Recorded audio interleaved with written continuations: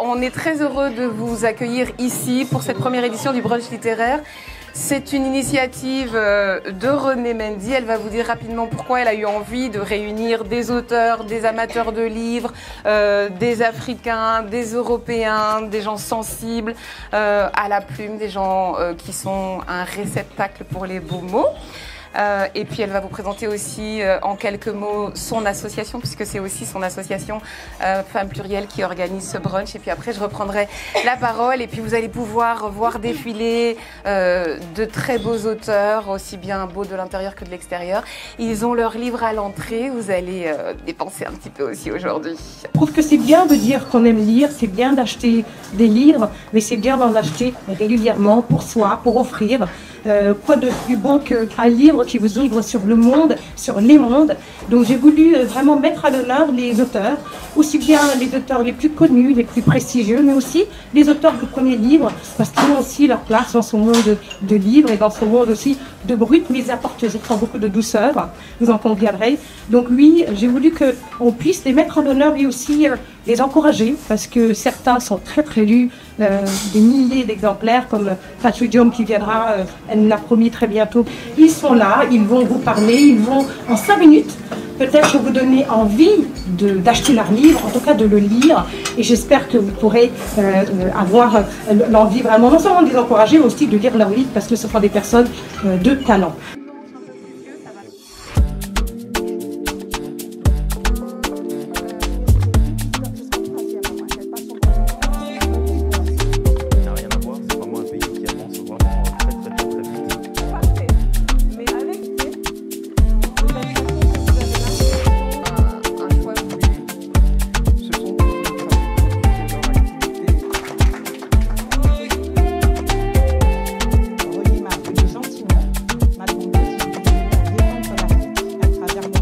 Vous êtes le monsieur nucléaire, on va dire ça comme ça, du continent africain. Je considère que je me retrouve dans un univers conquis, dans la mesure où, je dirais, toute la problématique qui m'a animé anime quasiment la totalité des personnes qui sont ici. Le seul problème aujourd'hui, c'est que si on ne l'oriente pas vers les STEM, c'est-à-dire sur les aspects techniques, le Cameroun est un pays agricole qui forme plus de spécialistes en droit et autres que des spécialistes en agriculture. Donc c'est une question d'orientation et une question de stratégie.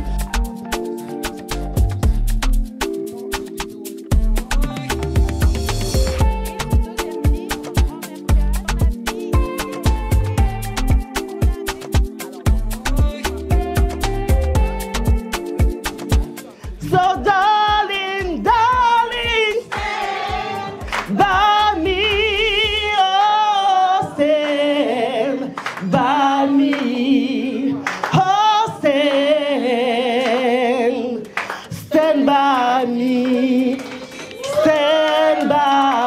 me.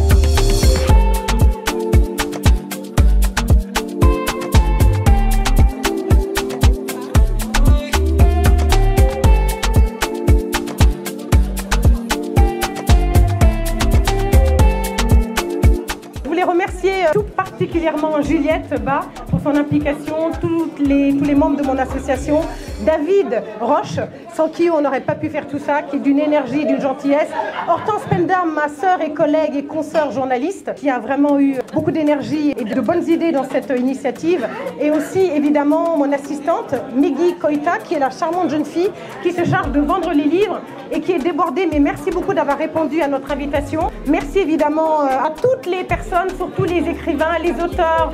Merci aussi à mes collègues journalistes qui sont venus nombreux. À très bientôt. Merci infiniment. Bye bye.